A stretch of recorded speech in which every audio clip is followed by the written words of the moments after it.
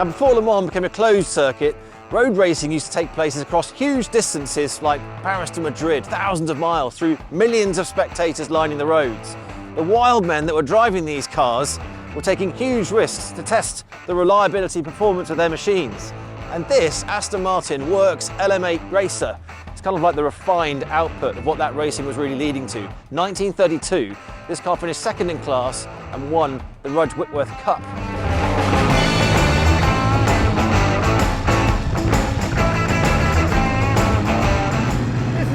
LM8, one of three original Works cars, the LM8, 9 and 10, from the 1932, the Le Mans 24 Hours, back at its home track.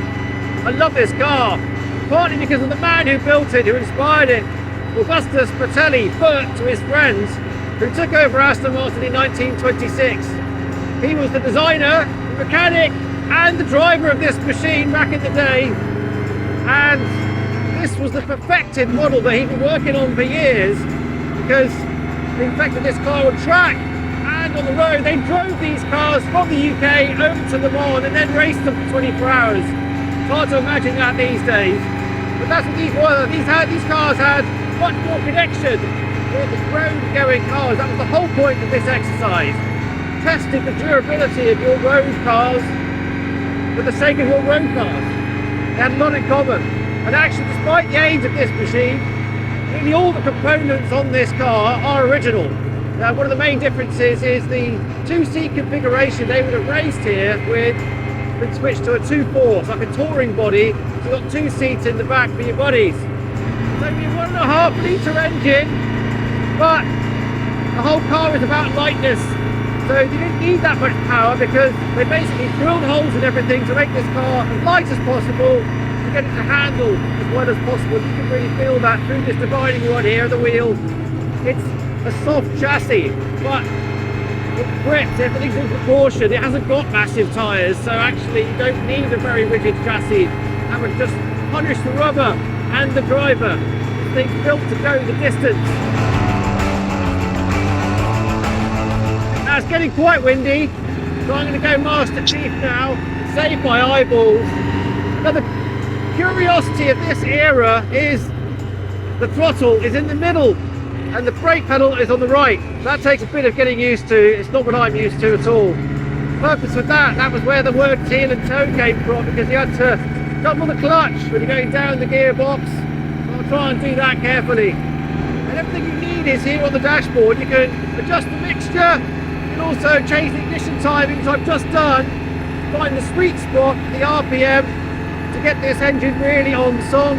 You can actually adjust the throttle slightly as well. And I'm just noticing now that pickup is just starting to work. Just give me a little bit more top end. This gets that engine working beautifully. No speedo. I find that quite strange.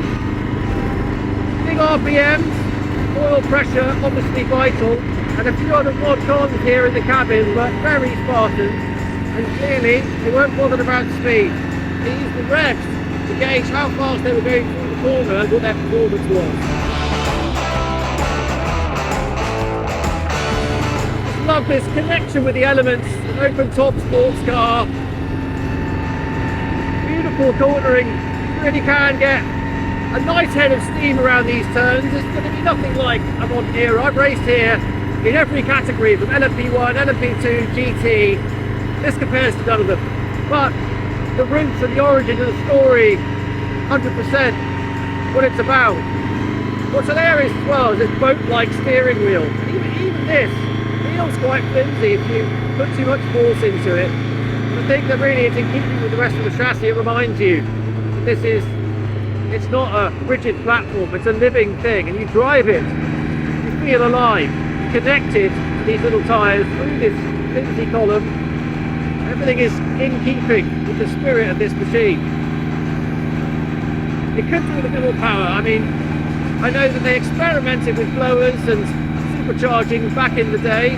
Fratelli ruled against it. So did W.O. Bentley, whose golden rule was there's no replacement for displacement.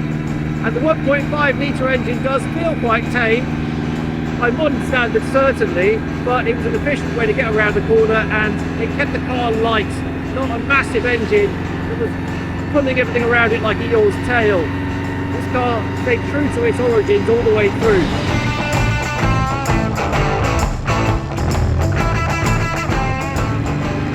This really is the refined article that Bert was working towards. Everything from the chassis design, the engine, just the seating positions, even the Zeiss headlamps. The early years of Le Mans, Aston Martin tended to look like a bit of a Mr. Magoo with the headlights lashed together with rope. But this car is built for endurance. They learned from all those mistakes and problems to produce what I'm sitting in, which is the best that they could do in 1932. And it's a fantastic feeling, stepping back in time. This is like a time machine. And just imagining what the drivers were thinking about. They had probably more time to think about life in general on the Mulsanne straight than you do at 220 miles an hour. But nursing these cars along, getting them through, looking after the gearbox, and somebody's going to buy this car and drive it as a daily driver, which is how it was used. After it was retired from racing, this car was in the hands of a draftsman who worked at Aston Martin, and then it was with one owner from 1955 until 5 years ago, and now it's back on for sale. Here we go, up to third gear now, and it corners pretty well. You know, it takes the load, takes a nice set in the corner, lovely. I'm going to race this now. This is going out and enjoying a picnic, having somewhere exciting with your buds. Got the space in the back thanks to the 2-Ford touring body that this has had put on it, but everything else on this car is original, pretty much as they raced it in the 30s. Everything in the chassis feels quite alive, and at low speed there's quite a lot of bouncing, but actually once you start to get a bit of speed on, this car starts to come on song, the engine timing starts to work, and you can really feel it leaning and doing what it was built to do. Agile, light sports car that could stay the course for 24 hours. And back in those days, even though these cars weren't known for being reliable, Aston Martin built its reputation on sturdiness and speed, that people have wanted to travel across Europe in style in their own car. That's exactly what this was about. And it's 8th overall, 2nd place in class, and won the World Cup. So it's a serious piece of kit, and the sister car eventually will go on to win the class at Le Mans. The same engineering effectively, it was a class winning machine back in its day. Can't say I think there'd be much fun in the rain though.